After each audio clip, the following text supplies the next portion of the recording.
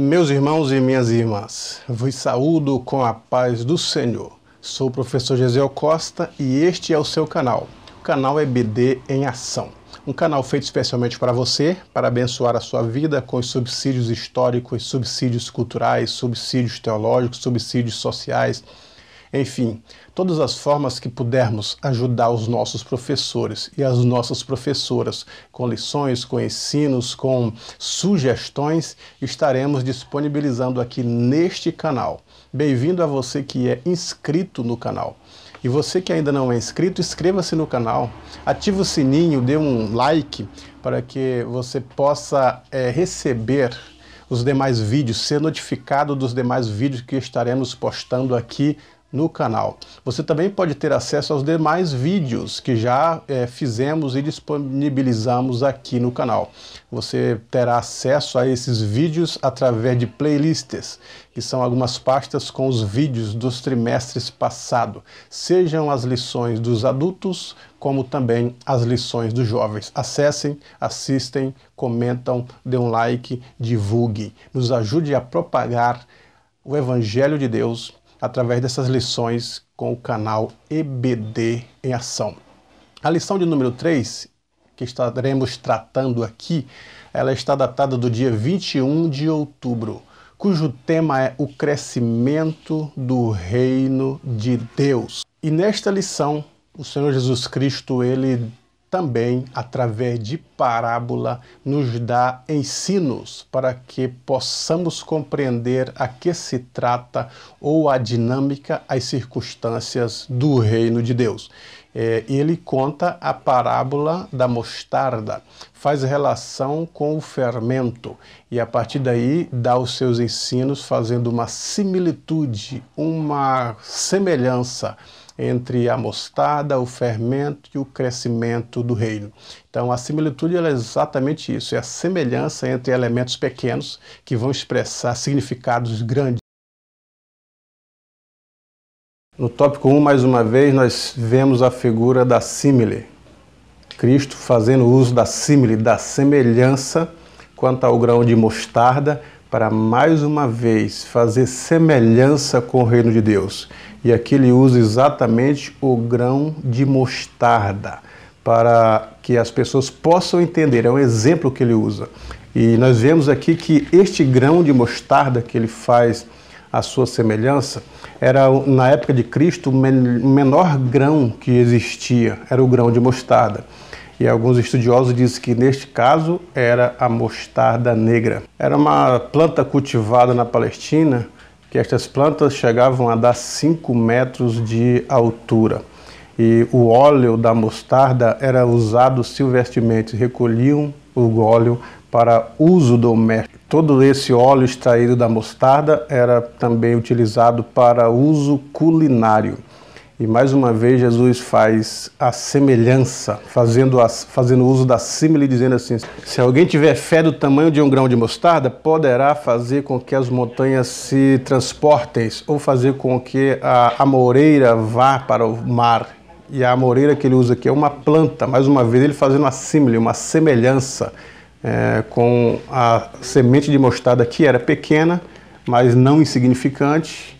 E todavia ele cobre exatamente isso, não é tanto o tamanho, mas é que existe a fé. A fé, ela só é operante se houver mesmo de fato a fé. Não é o tamanho da fé, mas tem que existir a fé, porque se for pequena é significante. Agora, quando não há nada de fé, aí é necessário ter, nem que seja mesmo uma fé pequena, ou acrescer a fé das pessoas. E ele faz esse uso da fé, fazendo uma símile com o grão de mostarda, que era, no período de Cristo, a menor semente. E a amoreira que ele diz que a fé pode transportar era uma planta que dava de 8 a 10 metros de altura. Uma planta com suco, uma planta com frutos vermelhos, e que as pessoas faziam desse fruto vermelho um suco refrescante. Era conhecida na região, é citada no livro de Samuel, é citada no livro de Crônicas. Então era uma planta conhecida que Cristo está fazendo uso, uma planta cultural, da cultura e da região das pessoas ali da Judéia, de Israel de uma forma geral. Então, por isso que nós brasileiros não temos essa relação com a amoreira, ou até mesmo com a mostarda. Hoje a mostarda já é mais fácil a gente identificá-la aqui no Brasil do que a própria amoreira. Então, por isso nós recorremos aos dicionários ilustrados, aos léxicos, para poder entender essas citações que Jesus faz, que são totalmente culturais e regionais. E para que fazemos esta recorrência aos dicionários ilustrados, às questões culturais e regionais? Exatamente para entender a mensagem de Cristo, aquilo que ele quer transmitir. Então, o importante não é nem a gente conhecer bem a mostarda, ou conhecer a amoreira, ou qualquer outra relação das sementes e também da cultura judaica, mas sim para entender o significado da mensagem, a relação da parábola, o que é que ele quer transmitir, quais são as lições espirituais, as lições de vida que Cristo realmente quer transmitir. Estes sim são os detalhes que nós podemos nos ater, tanto os professores como os alunos, para entender uma realidade na palavra de Deus. O nosso texto áureo, texto de ouro, está escrito: porque eis que o reino de Deus está entre vós. Lucas 17 e 21. A verdade prática, o reino de Deus cresce e continuará crescendo até a consumação dos séculos. Então aqui nós estamos tratando exatamente disso, o crescimento do reino de Deus, que começou a crescer sendo pequeno e continuará a crescer até a consumação do século. Então nós começamos a perguntar: o que é o reino de Deus? Em que consiste o reino de Deus? Onde começou o reino de Deus? A que altura estamos do reino de Deus? Quando findará ou concretizará o reino de Deus? São essas lições e outras que estaremos tratando nesta aula de hoje. Nós temos a interpretação das parábolas em relação ao reino de Deus. E como o Senhor Jesus Cristo falou sobre o reino de Deus é semelhante ao grão de mostarda, o grão de mostarda seria a menor semente no período de Cristo. E esta semente ela tinha alguns significados. Primeiro porque era minúscula, mas ela tinha a sua relação exatamente quando esmagada provocava um sabor ardoroso, e que também as aves se aninhavam e gostavam de comer essas sementes. E a mostarda era uma semente plantada, produziria uma hortaliça grande. Depois ele faz relação com o fermento, um pouquinho de fermento que leveda toda a massa. Lógico que no Antigo Testamento o fermento está associado aos erros, ao pecado, que um pouquinho de pecado faz tornar toda a massa ruim. Todavia aqui no reino de Deus a expressão é um sentimento bom. Um pouquinho de fermento ele consegue fazer uma dinâmica grande na massa, um significado grande na massa. Prolifera grandemente. Então o reino de Deus, nesse caso, na semelhança da parábola, ele também começa pequeno, por se tornar grande, vai influenciando as massas até se tornar grandioso. O reino de Deus ele está expresso também em Daniel 12, quando o profeta Daniel ele chega a dizer que na visão do rei Nabucodonosor, uma pedra cortada sem mão, foi cortada sem mão e foi crescendo, crescendo e encheu toda a terra. Nós podemos fazer uso das figuras de linguagem e da alegoria e também dizer que esta pedra cortada sem mão, Cristo é a pedra de esquina, é a principal pedra. Ele foi cortado sem mão, quer dizer, ele veio pela influência do próprio Espírito ao mundo e fez o seu ministério, começou a crescer através do seu reino no coração das pessoas e culminará no seu domínio sobre o mundo no reino bem próximo. Então Cristo ele está expresso nesta pedra cortada sem mão. E este domínio de Cristo, essa pedra cortada sem mão, ela atingiu os pés da estátua. E todos os demais reinos que estavam simbolizados na estátua foram ruídos abaixo. E Cristo se sobressaiu sobre todos eles quando a pedra cortada sem mão encheu toda a terra. Os domínios dos demais reinos não são para se comparar com o reino de Cristo. Cristo reinará sobre todos. Ele já começa reinando no coração das pessoas, coisas que os demais reis da terra na atualidade não pode fazer, é dominar o coração das pessoas. Então Cristo ele domina o coração das pessoas, se diferenciando dos demais reinos, e assim culminará no seu reino, que nós interpretamos sobre o pré-milenismo, o pré-tribulacionismo, são as visões e interpretações que nós adotamos, que Cristo dominará no seu reino milenial sobre todas as nações. Será um reino sempre eterno, chamado Rei dos Reis, Senhor dos Senhores.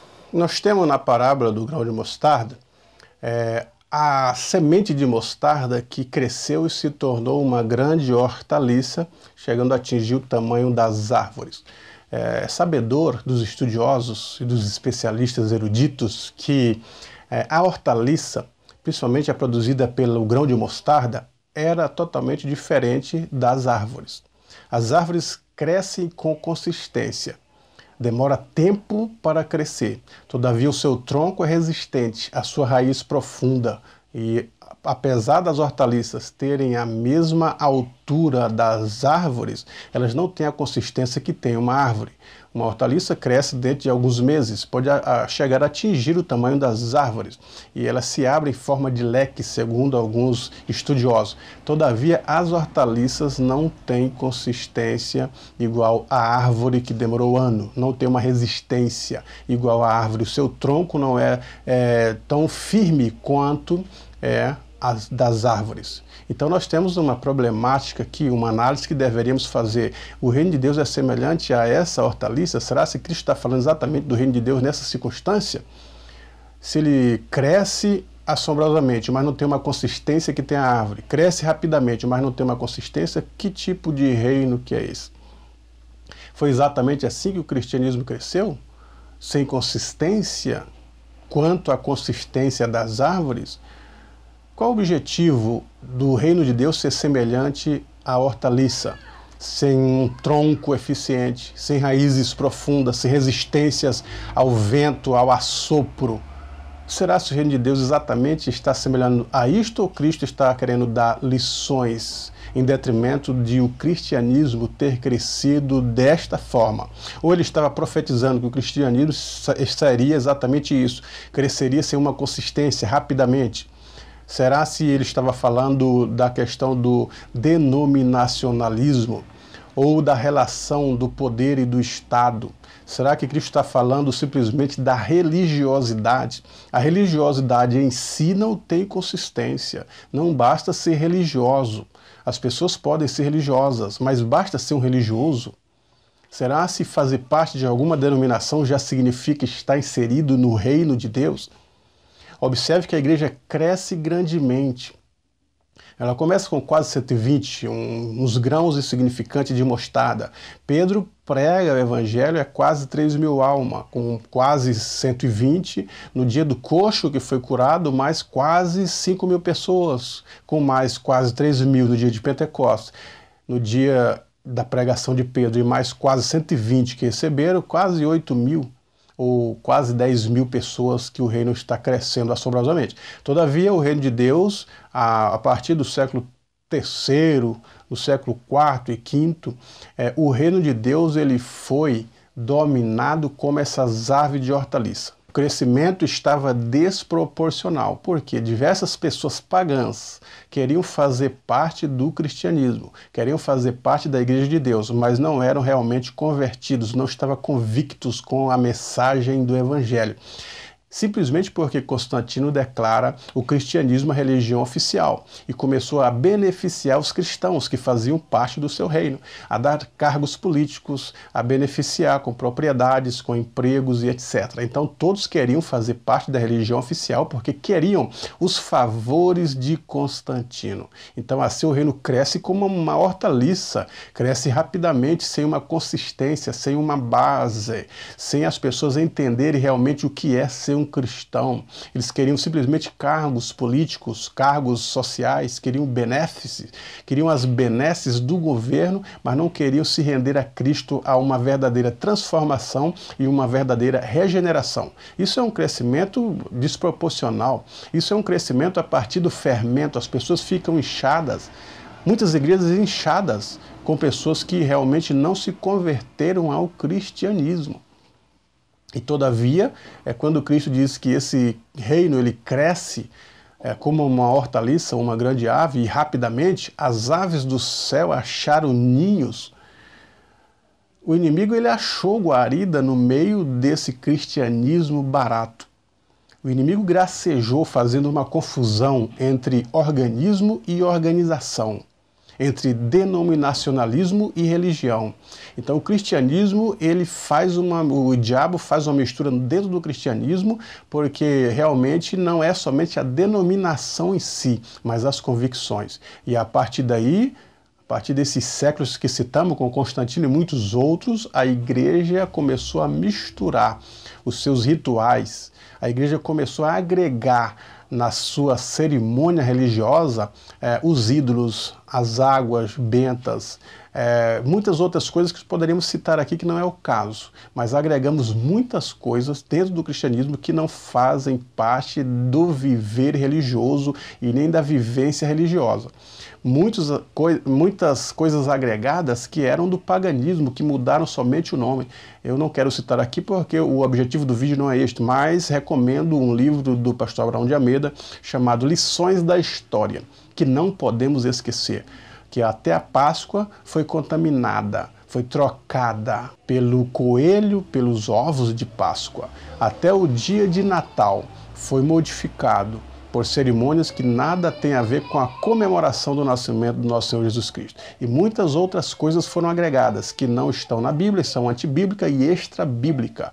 E muitas imagens, muitos ídolos, muitas coisas dogmáticas foram inseridas dentro do cristianismo, porque ele cresce como uma hortaliça, cresce desproporcional. A base é a semente, o semeador. A semente ali simboliza exatamente a palavra do semeador. E a palavra ela só cresceu em terra boa. E o fruto só produziu por causa da terra boa. No grão de mostarda, quando ele plantado, a hortaliça se tornou frondosa. Cresceu rapidamente em relação às demais árvores, atingiu o tamanho das demais árvores, mas não a consistência. Então o cristianismo ele cresce dessa forma, mas não toma a consistência da árvore, que ela está arraigada na rocha. Cristo disse exatamente isso, assemelhando ao homem que edificou a sua casa na rocha e o outro na areia. O que edificou a sua casa na areia caiu, foi grande a sua queda. O que edificou a sua casa na rocha, ele teve consistência diante da tribulação, do vendaval e das marés das águas que bateram sobre a casa edificada na rocha. Muitas coisas têm agregado ao nosso cristianismo, muitas coisas que não são do pentecostalismo, vieram do neopentecostalismo. As mensagens se tornaram antropocêntricas. Será que isso não sejam as aves do céu aninhadas nesta grande árvore, nesta grande hortaliça que simboliza o cristianismo? As mensagens passaram a ser de sofredor por Cristo, de aceitar a viver por Cristo, independente do que ele tem para oferecer ou não, no determinismo, na busca da bênção do milagre independente, arrogando, colocando Cristo na parede. Isso pode ser uma influência destas árvores que estão aninhadas no grande cristianismo, na hortaliça. Então nós precisamos analisar a parábola neste sentido, neste viés, para propor que o reino de Deus é totalmente diferente. O reino de Deus é algo mais superior do que essas coisas que estão aninhadas na grande hortaliça. Tópico 3, nós temos uma pergunta. Quem pratica o reino de Deus? Aonde começa o reino de Deus? O reino de Deus ele começa no coração do homem. Jesus Cristo disse, se alguém me ama, guardará a minha palavra. E meu Pai o amará. E viremos para ele e faremos nele morada, falando do coração do homem. Então o reino de Deus começa no coração. Quando Cristo ele disse essas palavras, que viremos para ele, faremos nele morada, ele vem através do Espírito Santo, representado da Trindade, por isso que é plural, viremos para ele, faremos nele morada. O apóstolo Paulo disse aos irmãos em Corinto, dizendo que nós somos templo e morada do Espírito de Deus. O escritor aos Hebreus fala que nós somos casa de Deus, morada de Deus. Então quem mora, ele reina. Você mora na sua casa, você é o rei, você domina lá. Você, se quiser vender, você vende. Se quiser trocar, você troca. Se quiser reformar, você reforma. Se quiser doar, você doa. Você faz o que você quiser na sua casa, porque você manda lá. Você é o rei. Então Cristo, nós somos casa de Deus, ele manda na nossa vida. Então o reino começa aqui. E por isso que Paulo disse, agora vivo não mais eu, mas é Cristo quem vive em mim. Quer dizer, ele que domina, ele que tem a supremacia sobre a nossa vida. E daqui de dentro do coração para fora. Cristo disse em Mateus 12, 28, se eu expulso o demônio é porque é chegado a vós o reino de Deus. O que ele estava querendo dizer exatamente com essas palavras? Que a libertação de pessoas pecadoras, isso é reino. Você libertar as pessoas de drogas, do álcool, das garras de Satanás, como disse Paulo, trazer do reino das trevas para o reino do Filho do seu amor. Isto é reino, é um transporte. Enquanto o reino do diabo ele é diminuído, porque estamos ali libertando pessoas e trazendo para o reino de Deus, o reino de Deus está sendo acrescido. Então, pregar o evangelho através da semente é o reino de Deus. Cristo é o semeador. Ele é o grão de mostarda que nasceu insignificante. As pessoas não perceberam que ele era humano e nasceu de uma família pobre, mas de repente ele vai se aparecendo, vai crescendo e vai dominando o mundo e chegará ao ápice do seu reino, que é o milênio. Então Cristo disse aos discípulos: alguns de vocês não provarão a morte, sem que vejam chegar do reino de Deus com poder. E os discípulos viram o reino de Deus chegar com poder, viram as milhares de almas se rendendo a Cristo. Paulo orava e Pedro também orava, João também orava por diversas pessoas que se convertiam a Cristo, que eram curadas, que eram libertadas, que eram desgarradas da obra de Satanás. Isto é o reino de Deus. Portanto, professor e professora, vamos continuar falando sobre o reino de Deus.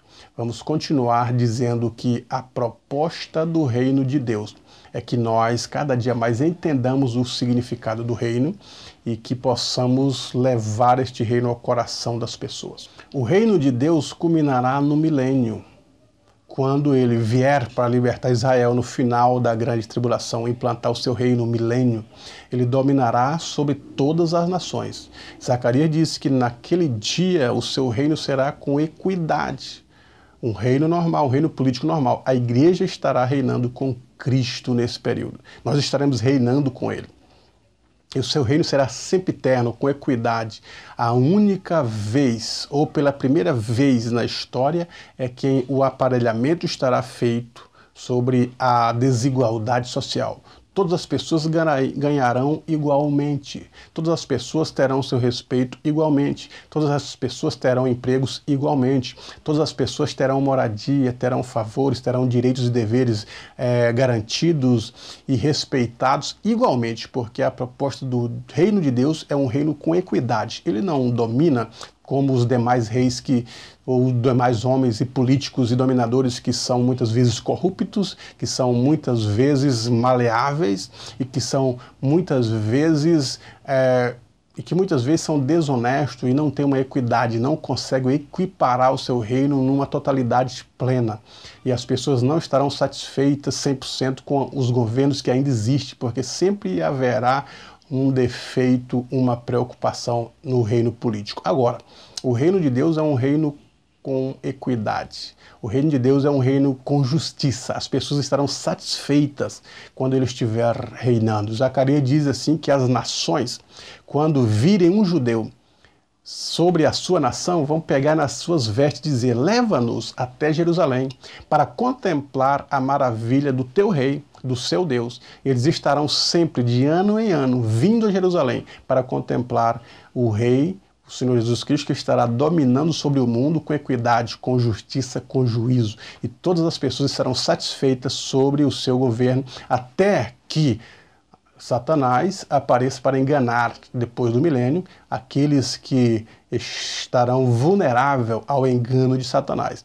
Então, mesmo depois do reino de Cristo com equidade, a influência do pecado continuará sobre a vida das pessoas que estarão sendo enganadas por Satanás. Todavia, Cristo cumprirá o seu ministério de reinar com equidade, com justiça, com poder sobre as nações. Portanto, professor e professora, fica aqui esse pequeno subsídio para te auxiliar na sua aula e que você possa ter uma aula esplêndida, uma aula maravilhosa, uma aula didática, e que os seus alunos a cada dia possam interessar mais pela aula, participar mais e estar presente na escola dominical para aprender da verdade da palavra de Deus. Deus em Cristo vos abençoe.